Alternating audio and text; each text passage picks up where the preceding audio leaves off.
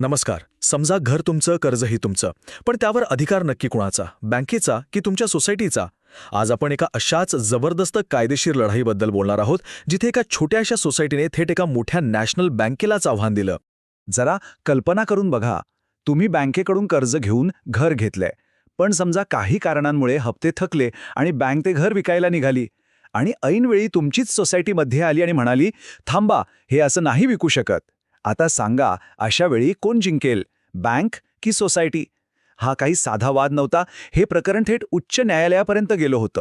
म्हणतात ना, प्रत्येक मोठ्या वादळाची सुरुवात एकदम शांत असते. अगदी तसंच काहीसं इथेही झालं. सुरुवातीला तर सगळं काही अगदी सुरळीत होतं. बँक, कर्ज घेणारा आणि सोसायटी सगळेजण अगदी एका मताचे होते.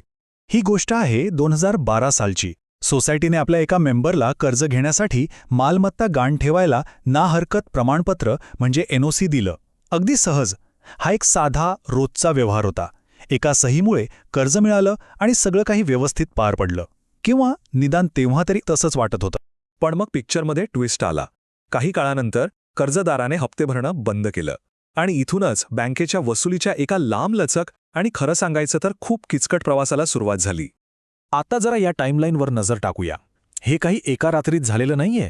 बघा, बँकेला जवळजवळ 5 वर्ष लागली. आधी 2014 मध्ये नोटीस पाठवली, मग 2015 मध्ये घराचा ताबा घेतला, कोर्टात केस चालली, कर्जदाराने केलेला अपील फेटाळला गेला आणि शेवटी तब्बल 2019 मध्ये जाऊन त्या मालमत्तेचा लिलाव झाला. म्हणजे बँकेने कायद्याच्या प्रत्येक पायरीचं पालन केलं होतं. आता बँकेला वाटलं की चला, आता सगळं संपलं. पण नाही. कहाणी इथूनच तर सुरू झाली. जेव्हा सगळी कायदेशीर प्रक्रिया पूर्ण झाली होती, तेव्हा अचानक या खेळात एका नवीन प्लेअरची एंट्री झाली. आणि तो प्लेअर होता तीच हाऊसिंग सोसायटी. आणि इथूनच सुरू झाला खरा वाद. बँकेचं म्हणणं अगदी सरळ होतं की कर्ज वसूल करण्यासाठी मालमत्तेचा लिलाव करण्याचा आम्हाला कायदेशीर अधिकार आहे. पण सोसायटीने एक जबरदस्त डाव टाकला. त्यांचं म्हणणं होतं, एक मिनिट, आमची परवानगी फक्त मालमत्ता गहाण ठेवण्यासाठी होती, विकण्यासाठी नाही. विकायचं असेल तर नवीन NOC लागेल. आणि सगळ्यांना आश्चर्याचा धक्का बसला. सहकारी संस्थांच्या सहाय्यक निबंधकांनी म्हणजे ARCSने चक्क सोसायटीची बाजू घेतली. ऑक्टोबर 2018 मध्ये त्यांनी बँकेला ती मालमत्ता परत करण्याचे आदेश दिले. विचार करा, एका स्थानिक प्राधिकरणाने थेट एका राष्ट्रीय बँकेलाच आव्हान दिलं. आता बँकेसमोर एक मोठं कायदेशीर संकट उभं ठाकलं. तर आता ही लढाई फक्त एका बँक आणि एका सोसायटीपुरती राहिली नव्हती. हा सामना होता 2 कायद्यांमध्ये. एका बाजूला होता संपूर्ण देशाला लागू होणारा एक शक्तिशाली राष्ट्रीय कायदा आणि दुसऱ्या बाजूला होते एका स्थानिक सोसायटीचे स्वतःचे नियम. प्रश्न हा होता की कोण वरचढ ठरणार. या लढाईत बँकेचं सर्वात मोठं शस्त्र होतं सरफेसी कायदा 2002. आता हा कायदा काय आहे? तर हा एक स्पेशल आणि खूप पॉवरफुल कायदा आहे, जो बँकांना बुडीत कर्ज वसूल करण्यासाठी कोर्टाच्या लांबचक फेऱ्यांशिवाय थेट आणि वेगाने कारवाई करण्याचा अधिकार देतो. हायकोर्टात बँकेचा युक्तिवाद अगदी सरळ आणि स्पष्ट होता. त्यांचं म्हणणं होतं की सरफेसी कायद्याने आम्हाला अधिकार दिला आहे, त्यामुळे कोणतीही स्थानिक संस्था, अगदी ARCS सुद्धा आमच्या कायदेशीर प्रक्रियेत हस्तक्षेप करू शकत नाही. विषय संपला.